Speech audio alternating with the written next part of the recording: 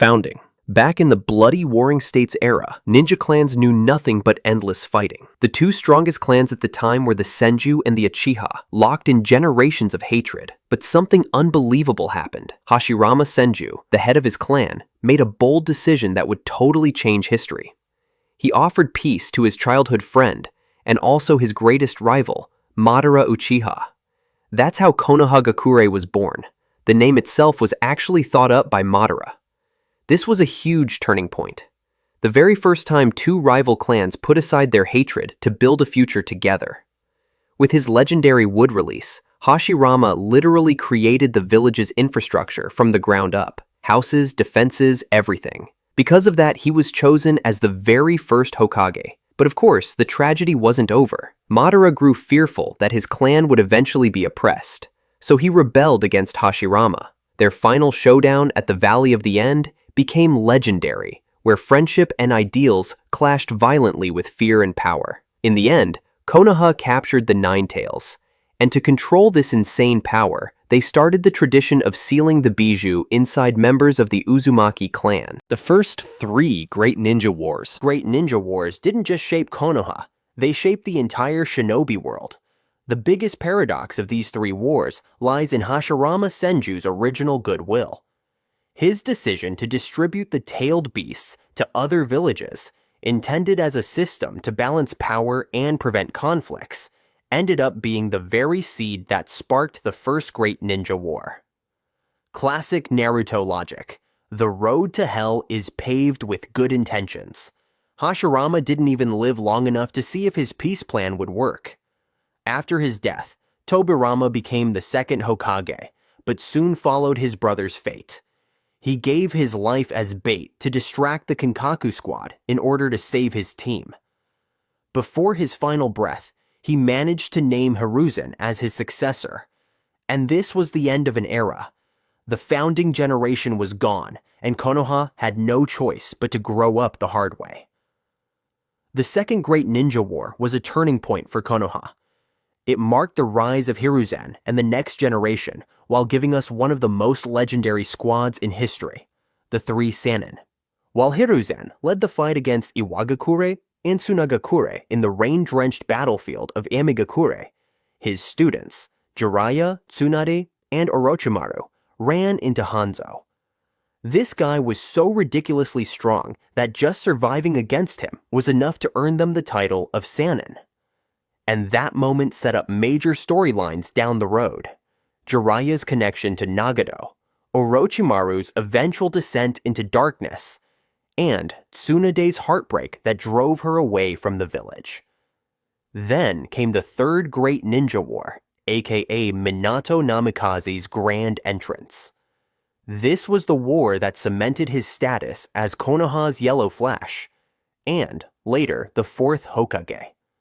Konoha was on the verge of collapse, getting crushed by Iwagakure at Kusagakure's battlefield. And then Minato showed up, teleported all over the place, and wiped out 1,000 enemy shinobi like it was nothing. One thing stands out when you look at these wars. Each one marked a shift in Hokage leadership. The first war passed the torch from Hashirama to Tobirama. The aftermath of the first war led to Tobirama choosing Hiruzen. And the third war was the stepping stone for Minato's reign. It's a brutal cycle, each generation's strongest shinobi rising through war, only to give everything up for the next one. From Hashirama's innocent dream of peace to the harsh reality of the three wars, Konoha paid a high price for every step forward. The village, created to end wars, became the center of the three largest conflicts in shinobi history. And through these wars, legendary names emerged and left their mark forever. Kurama's attack. The Nine Tails attack was hands down one of the worst disasters in Konoha's history, happening at a time when things were supposed to be looking up. After the Third Great Ninja War, Hiruzen Sarutobi had passed the torch to Minato Namikaze, marking the start of a new era of peace and prosperity. But on the very night Naruto Uzumaki was born, Obito, hidden behind that mask, struck when Kushina Uzumaki was at her weakest, right after childbirth. He ripped the nine tails straight out of her and let it loose on an unsuspecting Konoha. What followed was an insane display of heroism from the fourth Hokage, who managed to defeat Obito and then faced a raging-tailed beast, ready to tear everything apart. In a moment that would define the will of fire, Minato and Kushina made the ultimate call, sealing the nine tails inside their newborn son, sacrificing themselves to protect both the village and their child. The aftermath was brutal. Konoha was in ruins, countless shinobi lost their lives, and in the cruelest twist of all, Naruto, the very kid who saved the village, became the target of fear and hatred. Hiruzen, stepping back into the Hokage role, had to issue a decree forbidding anyone from mentioning the Nine Tails, trying, and failing, to shield Naruto from the villagers' resentment. Hyuga's incident. Now, one of the biggest diplomatic disasters in Konoha's history, the Hyuga incident. This went down about 9 years before Naruto's story kicked off and was basically a giant ninja world soap opera filled with betrayal, political tension, and a whole lot of bad decisions. So, Konoha and Konohagakure had been beefing for years, but eventually they signed a peace treaty to put an end to the fighting. Sounds good, right? No. Kumo had no real plans for peace. What they actually wanted was a little heist, stealing the Byakugan, the Hyuga clan's prized dojutsu, and they picked the absolute worst way to do it. On Hinata Hyuga's 3rd birthday, Kumo's top ninja decided to sneak into Konoha and kidnap her. The plan was to take her back to Kumo and unlock the secrets of the Byakugan. And then Hiyashi Hyuga caught him in the act and straight up killed him on the spot. And that's when things got complicated. Kumo, instead of admitting they were in the wrong, decided to play victim. They marched up to Konoha like, "Hey, your guy just murdered our guy. Either hand over his body or prepare for war." Obviously, Konoha didn't want another conflict so soon after the last war, but they also couldn't just hand over Hayashi. So they came up with a brutal compromise. They gave Kumo the body of Hayashi's twin brother, Hizashi, instead. This whole mess had huge consequences. First off, it deepened the already existing rift between the Hyuga's main and branch families. It also fueled Neji's bitterness. He grew up believing that his father had been forced to die for the sake of a political game. That resentment came to a head during the Chunin exams, where Neji straight up snapped on Hinata. At the end of the day, this event ties back to one of Naruto's biggest themes, sacrifice. Whether it was Hizashi giving up his life, Hiyashi making an impossible choice, or Neji struggling to make sense of it all, the Hyuga incident showed just how messy and painful the ninja world really was. Peace? Yeah, it existed, but it always came at a price. Uchiha's downfall. No tragedy hits harder than the fall of the Uchiha clan. One fateful night, the most powerful clan in Konoha, at that time, Uchiha was the strongest, was nearly wiped out. After the Nine Tails attack, suspicion grew among Konoha's leaders. Did the Uchiha control the beast? After all, only those with the Sharingan had the power to control the beast. Paranoia spread like wildfire, and guys like Danzo, who never trusted the Uchiha, pushed them further into the shadows. The Uchiha went from being respected to being straight-up outcasts. In the ninja world, anger doesn't just stay as anger. Fugaku Uchiha, the clan leader and father of Itachi and Sasuke, along with key members of the clan, started planning a coup. They wanted to reclaim power, restore the Uchiha's respect, and even take control of the entire Konoha. This was a potential war that could destroy the village's entire structure. Amid all the chaos, one guy found himself stuck in the worst possible situation, Itachi. A straight-up prodigy, the youngest Anbu in history ever, and the one the Uchiha clan was betting on to sneak into Konoha's inner circle of power. But here's the twist. Fugaku had no idea his own son had already picked a side, and it wasn't the Uchiha. Behind the scenes, Danzo made a cold-blooded call. The Uchiha clan had to go. And guess who got assigned the job? Of course, Itachi. Itachi, with his deep love for the village, peace, and especially for his brother, accepted the mission on the condition that Sasuke would be kept safe after everything was over. Then came that night. With Tobi as backup, Itachi wiped out his entire clan. From elite warriors to innocent civilians, from distant relatives to his own parents, his love. Everyone gone. When Sasuke came home and saw the horrifying scene, Itachi staged everything to make his brother believe that he killed the clan just to test his own strength.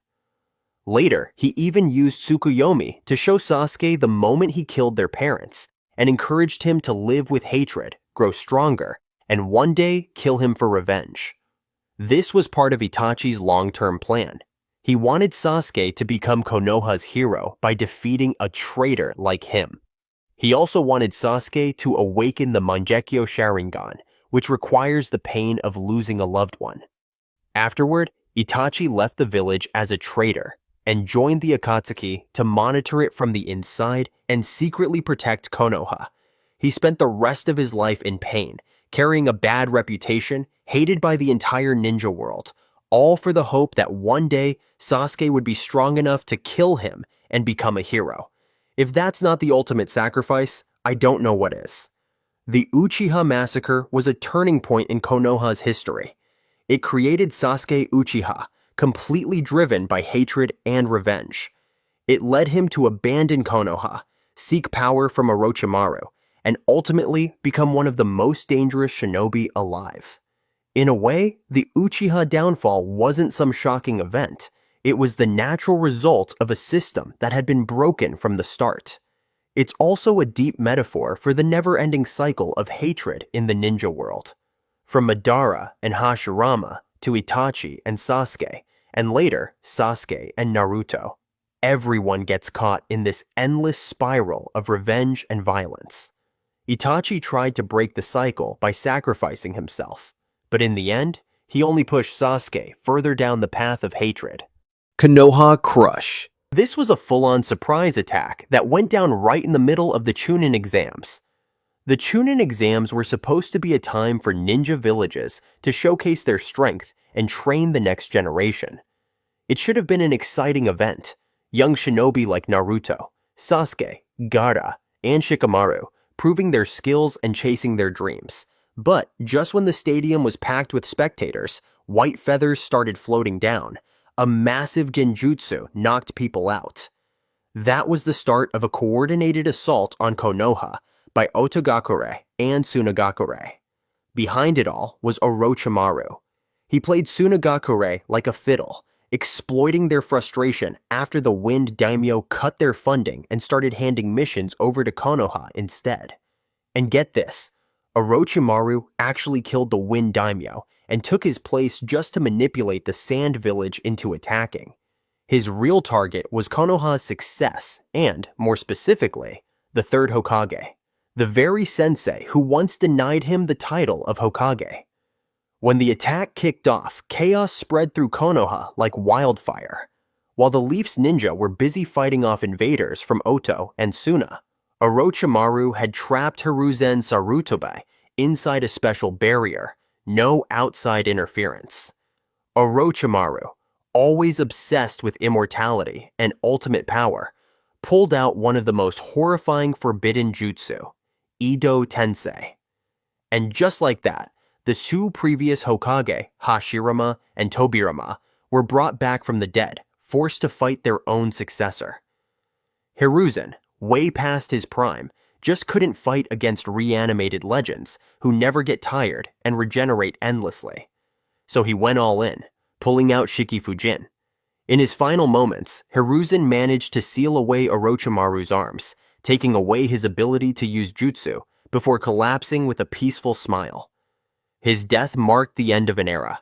The man who had guided Konoha through decades of war and peace, serving as Hokage twice, was gone. Meanwhile, the rest of Konoha's ninja were fighting all over the village. But one of the most intense showdowns was Naruto versus Gaara, a battle between two Jinchuriki. Gaara, shaped by a lonely and brutal childhood, believed the only way to prove his existence was through killing. Naruto, on the other hand, had also suffered loneliness, but he found strength in protecting others. And in the end, Naruto planted the first seeds of change in Gaara's heart, setting him on a path that would eventually transform his entire way of thinking. Konoha managed to push back the invasion, but the village was in ruins. Many ninja lost their lives, and, most importantly, they had lost their Hokage. As for Tsunagakure, after realizing they'd been played by Orochimaru, they abandoned their hostility and signed a new peace treaty with the Leaf. And Orochimaru? Yeah, he lost his hands, meaning no more jutsu. But that slippery snake still escaped, and his obsession with taking over Sasuke's body only got worse. With the village in chaos, Konoha needed a new Hokage ASAP. Jiraiya, one of the legendary Sannin and Hiruzen's former student, straight up refused the position. Instead, he suggested Tsunade, his old teammate and the granddaughter of Hashirama Senju. Of course, convincing Tsunade wasn't exactly easy. Naruto and Jiraiya had to go on a whole journey just to track her down. Why? After losing both her brother and the man she loved, Tsunade had zero faith in the title of Hokage. And so, the search for Konoha's next leader had begun. With Tsunade stepping up as the 5th Hokage, Konoha officially entered a new era. But the village was in bad shape. And when a village is weak, other forces start creeping in. Groups like Akatsuki and Orochimaru saw this as the perfect time to make their moves. During this time, the village couldn't stop Sasuke when he decided to leave Konoha to seek power from Orochimaru. The special team led by Shikamaru, which included Naruto, Neji, Choji, and Kiba, with support from the Suna ninja, failed in their mission to bring Sasuke back. This failure pushed the main storyline in a completely new direction, with Naruto deciding to leave Konoha to train with Jiraiya for 2.5 years. Looking back, Konoha Crush was one of the most important turning points in the entire Naruto series. It marked the shift from the hype and excitement of the Chunin exams arc to something darker and more serious. From here on out, the story wasn't just about tournaments and friendly rivalries anymore. It was about war, loss, and the painful cost of power. Attack of Pain. One of the most emotionally charged battles in the series was Naruto's fight against Pain.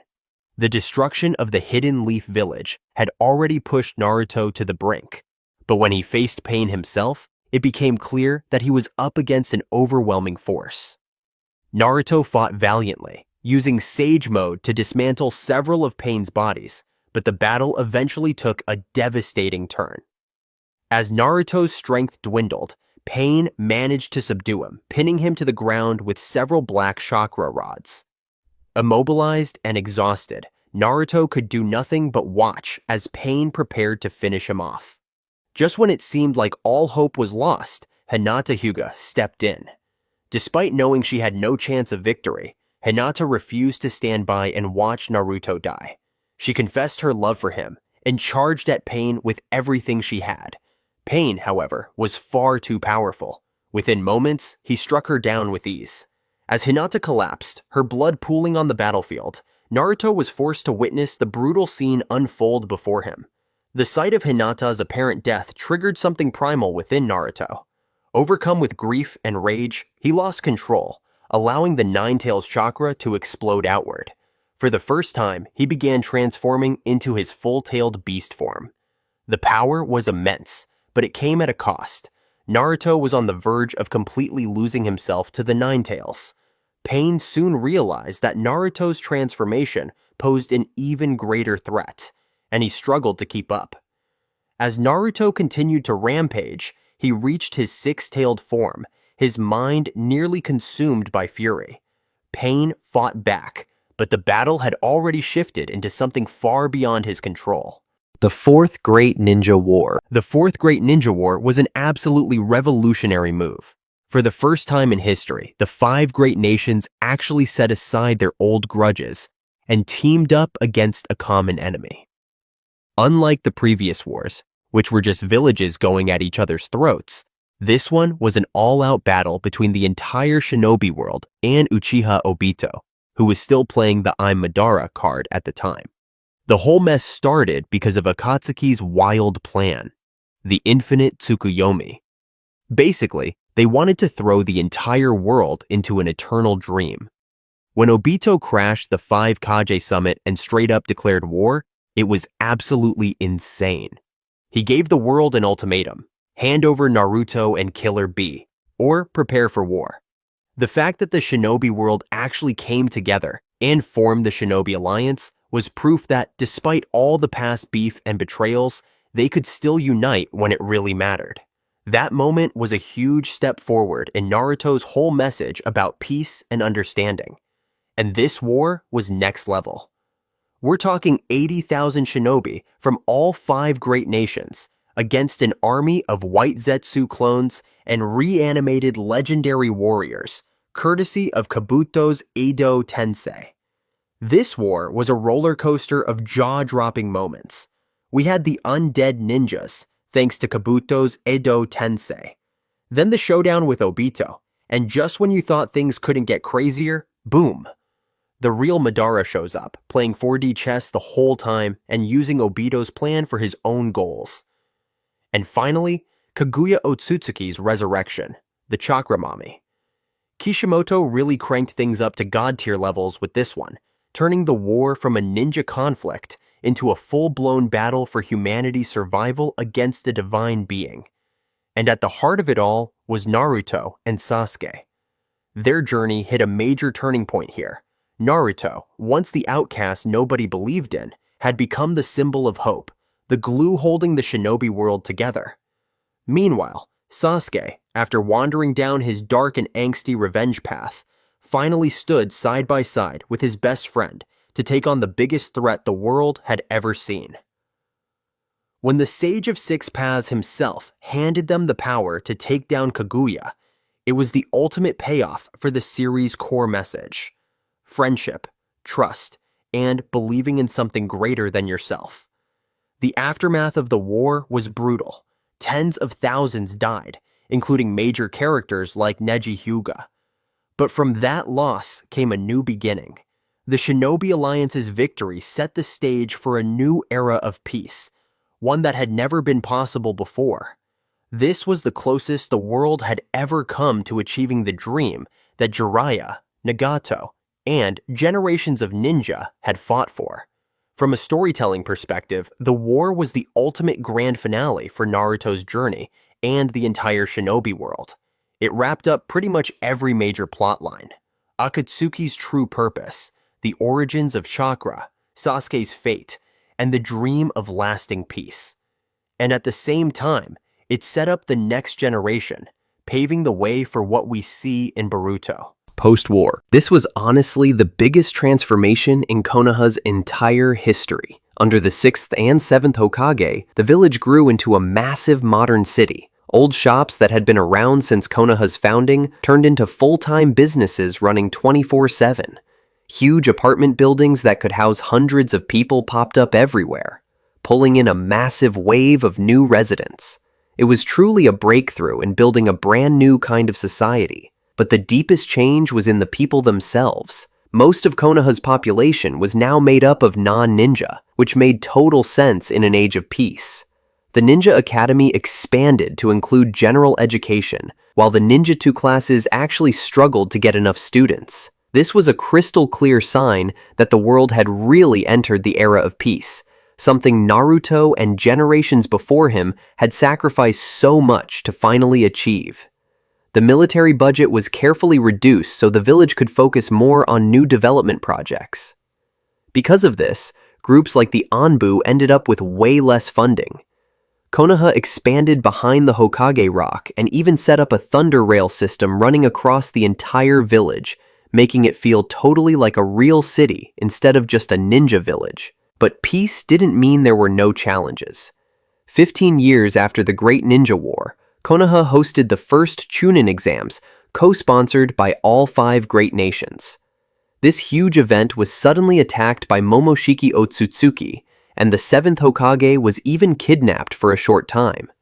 1 year later, Ishiki Otsutsuki invaded the village, causing some serious damage. Then, 3 years after that, most of the village, including Hokage Rock and the new city district, was almost completely destroyed.